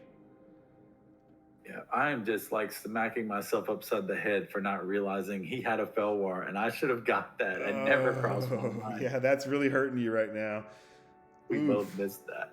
That is a big play error. That affects the game. You know, we've made a ruling on that play etiquette for this scenario. Where we basically said if there's a major play error that swings the entire game, that you should replay the game. I wonder if that rule needs to be called into effect here, because that's a big one. Well, I end up I don't want to spoil it and say what I went and did after this. Okay. But so you're gaining life off the fountain, and Rook Egg number 2 comes down for Jonathan. So yeah, now he's just sitting here with 2 rooks that he can't do anything with. But in all fairness, him gaining the Felwar, me not having a Felwar Stone right now, and he has an extra. Like, he has 1 more mana, I have 1 less, right? Yeah, and now you get the Diamond Valley that doesn't tap for mana, but can gain you life. It would have been a big advantage for him, but I don't think I would ask him to replay even after knowing this. But let's just see what happened, and we won't discuss that. I'm thinking, why is he playing out these double rooks? I mean, if you play another Juxtapose, that's why. He could have Falling Star, Chad, right here to 1 a Falling Star. My Brass Man killed 2 rooks with 1 Falling Star. Yeah. Or, as you see, he's got a Chain Lightning. Chain Lightning, right. So now he chains his own guy for 1 red, and then he can chain you, because you've got a City of Brass. So that Felwar now becomes, very valuable. So he chained his other rook. Oh, he chained both rooks. Yep. Ooh, holy crap. And I'm sitting here on 3 mana. Wow. This is not looking good for you, Tim. Holy crap. No. I've got tons of things I could use. I need 1 more mana. Oh my goodness. Well, he doesn't have any cards in hand though, so he's out of gas. If you draw into a Juxtapose, it'll turn the game around instantly. Because then you'll have a flyer and a life gainer. If I get a 4th mana to cast it, yeah. Yeah, so I'm actually, if I'm Jonathan, I'm very worried here. That's why I was saying, why is he playing both rooks out? Because then you can get 1, and I don't know. It's that whole thing about Urnum and Rook are the 2 things that you're going to be getting when you Juxtapose. Sylvan Library. That's good for Jonathan. I'm telling you, he's really doing well this game. There's the Flash Flood to take out a Rook token. That is pretty strong. Oh, you're flashing your hand with the presence of the master that you can't play. Yeah, because he just played Sylvan, and I don't have that 4th mana that I Dude, should have yeah. had. That Fellwar Stone going over is really, that play error is really affecting this whole match. I had the presence the whole time. I just couldn't get to 4. All right. Well, if you do get to 4 yeah. mana, though, this match is not over. If you get to 4 mana, which you eventually will, you're going to be able to juxtapose again, and he gets a brass man, and you get a rook. So, oh, look at this! Right. Holy crap! That is a bloodlust on the rook. So that's a +4. That's an 8 damage to the face. Yep, I go from 19 to 11. Oh wow! Back to 12. At least I've got the fountain to slow a little bit of the bleeding, but I'm like okay. Right Now here we go. Now Fellwar Stone comes down. So next turn he's got to kill you this turn, or he's at risk of juxtapose. Yeah. This is another reason why Jonathan needs his own Diamond Valley, and he's not running it, right? He didn't have Diamond Valley. Now check this out. He's no longer at risk because the elf costs 1 and the token is a 0 effective casting cost. So his highest casting cost is the elf. Oh, okay, that's really good on Jonathan's part. Okay, so he's got the elf down, but you're playing a coffin. So now he needs his detonates and crumbles or that Shatterstorm. Gosh, this Ivory Tower is just so useless. And he's got the Sylvan down because I couldn't play the presence yet. Right. So you played the coffin. You're in so position. far behind right here, Chad. I'm thinking like I'm at 8. He has 3 cards. He can attack me for 4. I go to 4, and then he pyrotechnics for the win. I'm like dead. It's over, right? But he pays the 4 life for the extra card. Attacks for 4 in the air with the rook, bringing you down to 4 life. I'm thinking I'm dead. Like the writing's on the wall. Surely he's got the burn spell. I wonder why he didn't pay the extra 4 and go for all the cards. He did. No, to get 8. Maybe it wasn't anything useful, but he did. But then if you're this close to winning and your opponent doesn't have a threat, you can just get those extra crappy cards off your deck and pay the life anyway. I don't know. Yeah, he could have paid 1 more possibly there too. Because he might get into a Chain Lightning or a Pyro next turn or another Bloodlust and win. Okay, but now you've got 4 mana. So now you got 5 mana now. So now you can pretty much run your deck. You've got Juxtapose maybe in hand. Juxtapose number 2, possibly. It'll do nothing against that. Right. So you won't want to play it right now. So let's see. You play Brass Man and pass. Oof. I'm also thinking if I tap the city, I could go to 3, and then a Chain Lightning could possibly be lethal, or I'd have to use my Diamond Valley to survive and lose a creature. Now, if you Thomas Coffin that token, it's exiled and never comes back, right? That's correct. Tokens don't return to battle. Okay, and then he plays a Pyrotechnics here. So you're at 4. That's 4 damage. So you're gonna Diamond Valley is coming to save your ass. Look at that. You gain 3 life off the Diamond Valley. Oh, he needs his Strip Mine really bad here, or another Fisher. Well, he's played the Strip Mine. Remember, he killed my workshop early. Yeah. So he used that Fisher early on that Spirit Linked Urnum. That Fisher would be really good now to get rid of that Valley. Oh yeah. He had to kill the Juxtaposed Urnum. It would have been a 4/5 lifelink Urnum. Right. He had to get rid of it. He had no choice there. But I'm telling you, man, this Ivory Tower life gaining stuff, it's such a dead strategy against your deck unless you go for the super long game, and he's trying to kill you with aggro. So I don't know. It seems like it's contradictory to his strategy to still go with the whole life gain thing. Maybe he could have held a couple of those lands back in his hand though. Like he's got 3, 4, 5, 6, 8 mana, 9 with the he's been dropping lands whenever he draws them instead of holding them. And it seems like he could hold 2 or 3 of those. Yeah, and he's not running Jaloom Tome either, so he doesn't have a way to cycle cards. He's running those Bloodlusts, and the main deck detonates and the Falling Stars. I still think this is about anybody's game. I've got a Brassman, a Diamond Valley, and a Coffin now, and a Fountain. Yeah, your He's got life to, gain is really throwing off his aggro strategy here because well, what do you think he could draw right here to really just swing this back he in his needs favor? his I'm other at 3. Fisher. He needs his Fisher to get rid of that Diamond Fisher. Valley. Yeah. Fisher would be good. Yeah. Or he needs a Detonate or a Crumble to get rid of your What Coffin. about Shatterstorm? Would that be good? Of course it would. Yeah, he could draw that. I mean, he has so many with that Sylvan. He has so many cards right now, and I'm at 3. Like There's he a could Crumble. just totally. There it is. So is he going to get rid of your Coffin or is he going to get rid of your Fountain? What's he targeting here? He's targeting the Brass Man, I believe. The Brass Man? I would get rid of that Coffin for sure. Maybe he's got the Detonate for the Coffin. But he's Right. But you can just Diamond Valley the Brass Man and gain 3 more life. Are you sure he's That's targeting true. the Brass Man? That's what he said. Not kidding. Yeah. If you want to turn up the volume and go back. No, it's okay. Go It's okay. Let's keep it going. All right, so you're just going to Diamond Valley, gain 3 more life. So you go to 6. Yep. He attacks for 1 with the elf. So you're just going to Coffin that elf.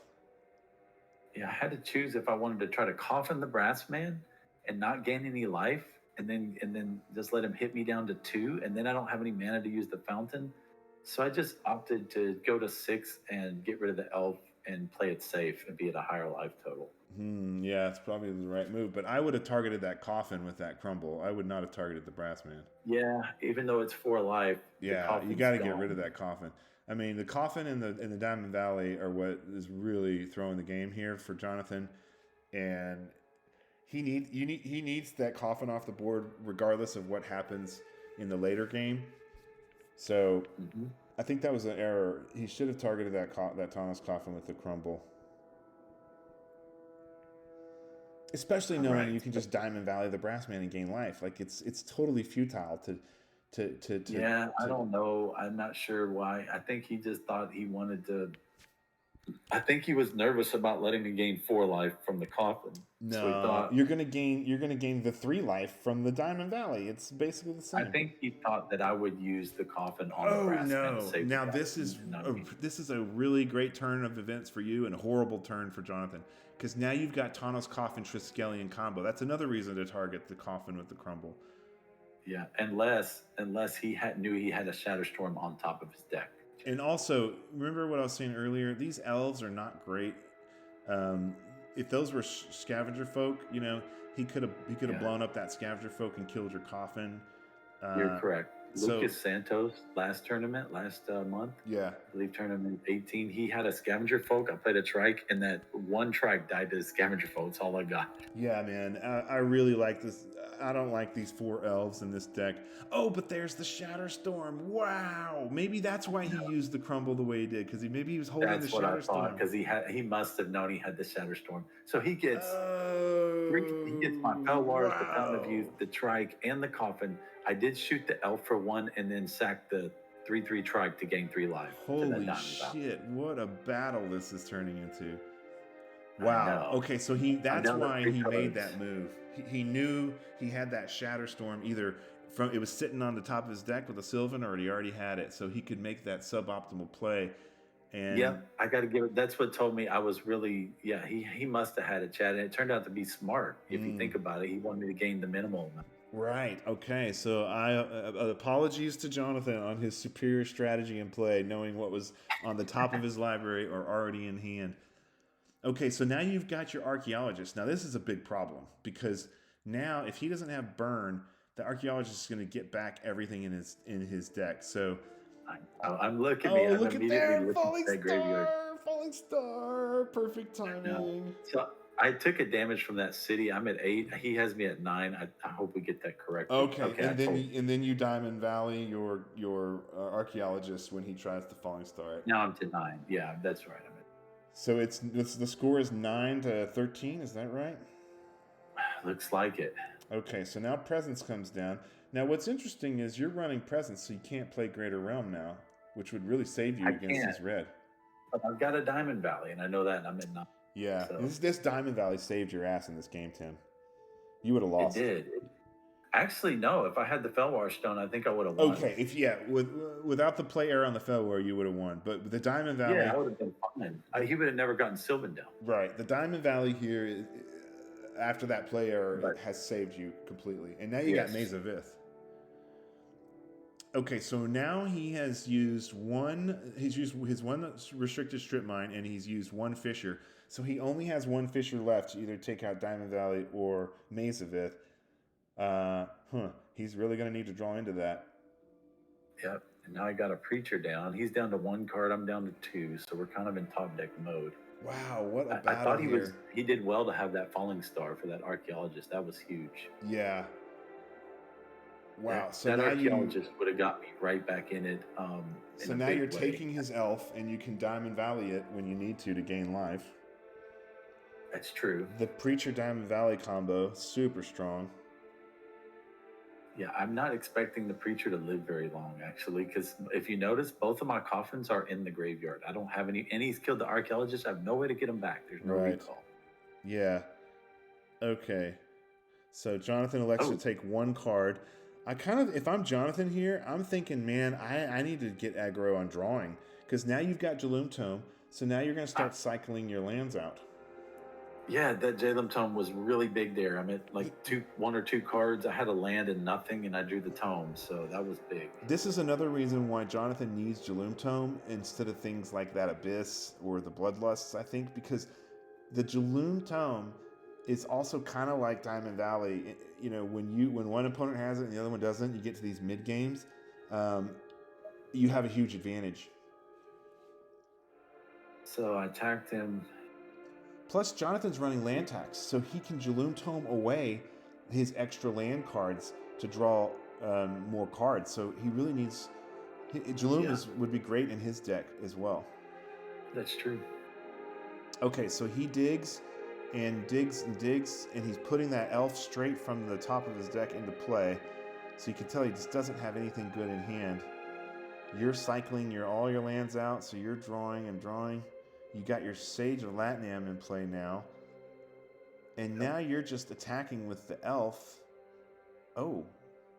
And you didn't Diamond Valley it. Interesting. No, I told him that I'm going to use it at combat, gain a life. But it's...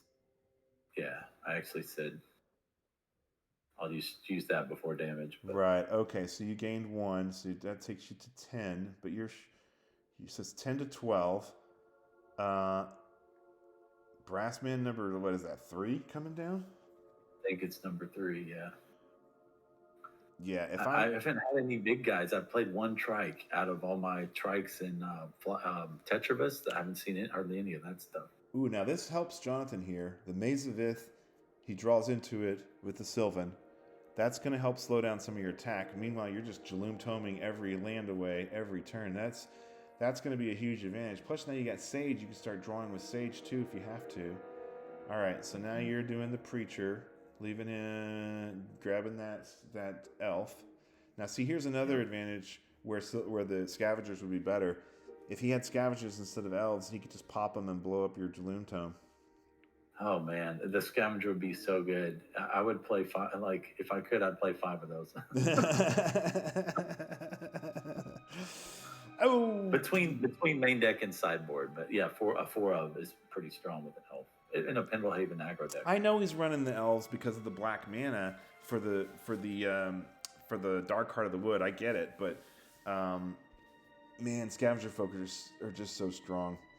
Okay, so it does also give him like turn 3 Urnum capability and accelerate, get to 5 mana for fissure and some right. I kind of like a little bit of both, maybe. Yeah. But okay, so I hit him for. I'm not doing much. All I have is a couple. Looks like a few 1/1s, and he has a maze. So let's see. I just took his elf. I attacked him with Sage Brassman. He mazed the Brassman and takes 1 from the Sage. He's on, looks like 11. I'm on 10. I mean, I have a Tome and a Diamond Valley, though, and a Preacher and a Sage at this point. And I have the presence down, too, which says he can't tax or Dark Heart.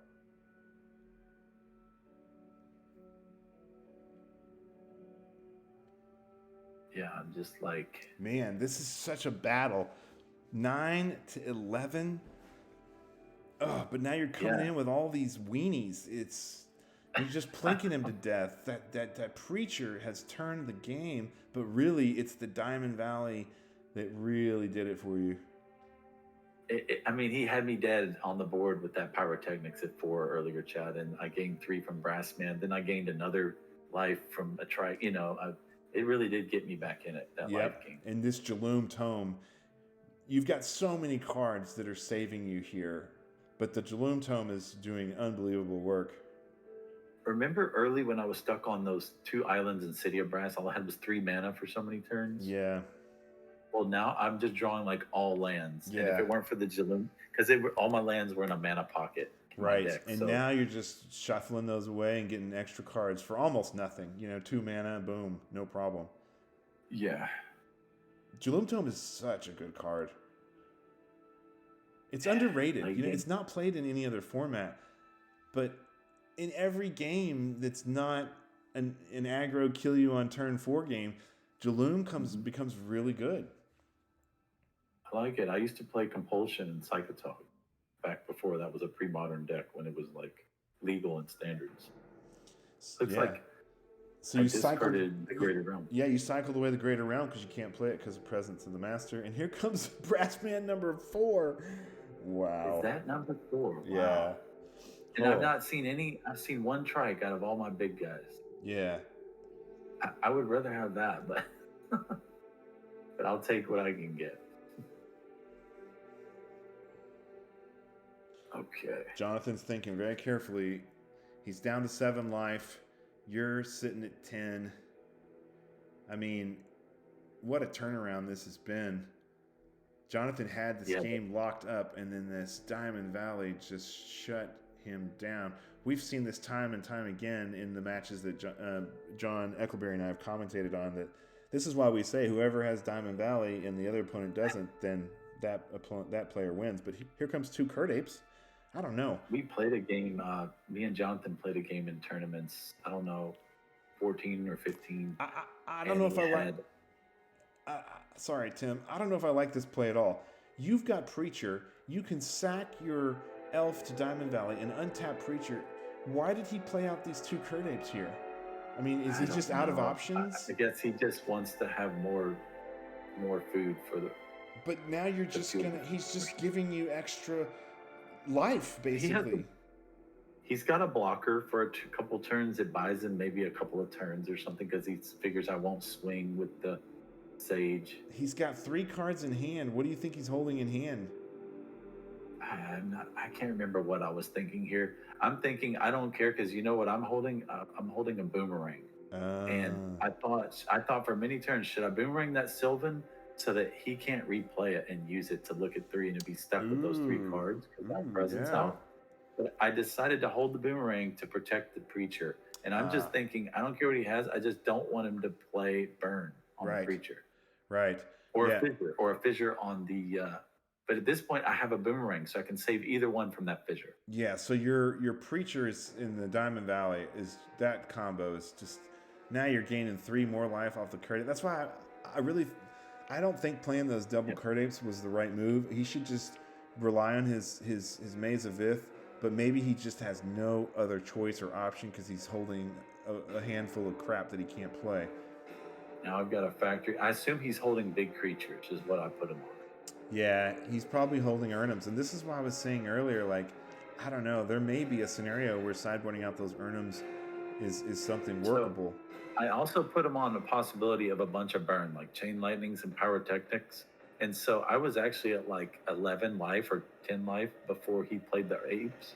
And I was thinking, I need to probably eat one of these Brassmen at the Diamond Valley and just get up my life. I was actually going to eat one of my Brassmen just to be out of burn range in case he was holding 4 burn spell. Well, that's smart. But you can always do it as an instant in response as long as your Diamond Valley is untapped. Yeah, I could. And you're right. And but yeah, when he played the Apes out, I wasn't worried about my life anymore because I just started eating. So now he's playing double Urnum, so he's got no choice. He's got no choice at this point. Yeah, double Urnum. That's what I put him on, and that's what you thought he should sideboard out. Yeah, because it's... You were right. Yeah, I mean, it's a really strange scenario to be thinking that way, but it's because of Juxtapose. Wow. So He's just Yeah. throwing in the towel here. Yeah, he scooped. He's like, I can't. I needed that fissure, and he looked down for the fissure, and it was like 7 cards down. And I showed him I had the boomerang, and I also had a juxtapose. Dang. Wow. Well, what a battle tennis match back and forth. We really thought Jonathan had this game locked up, and you get Diamond Valley, and suddenly he cannot beat you. Yeah, it paid off. I was lucky to have drawn it the way I did, because when I played out the Mishra's Workshop and said maybe he'll strip mine this and not like one of my colored mana, if I would have had the Diamond Valley, I would have played it. He may have stripped that instead. Wow. And I drew it after he fissured the Urnum that I took, and after he used the strip mine. Then Wow. I drew and played the Diamond Valley, so that was pretty lucky. Wow. Okay, well, what a battle. Jonathan King's Darkheart Naya goes down 2-1. Diamond Valley for the win, but also we had a major play error with not doing Juxtapose correctly. Juxtapose 2.0 emerges victorious. So, Tim, you're going to be heading to finals once again. Yeah, I'm excited. I'm looking forward to Lorenzo, meeting him. Played before. Yeah, it was a good game, Jonathan. There's not much he could do once I got the Diamond Valley and the Preacher going late game, and we were out of cards. Yeah, but he played well. All he had right. a good deck. Well, hats off to Jonathan for making it this deep. Jonathan's continued to climb the ranks in the format. He's been a very long-term and patient player who's doing incrementally better and better in these events and making it all the way to the semifinals here, and a very, very, very close 2-1 battle where Tim emerges victorious thanks to Diamond Valley. Tim, thanks for joining me today for this Tournament 19 Four Horsemen Old School Magic semifinals match. And good luck to you, Tim, in the finals. For our viewers, thanks for joining us, and we will see you next time. See you later. That's my sideboard, by the way, in the middle when I boarded in.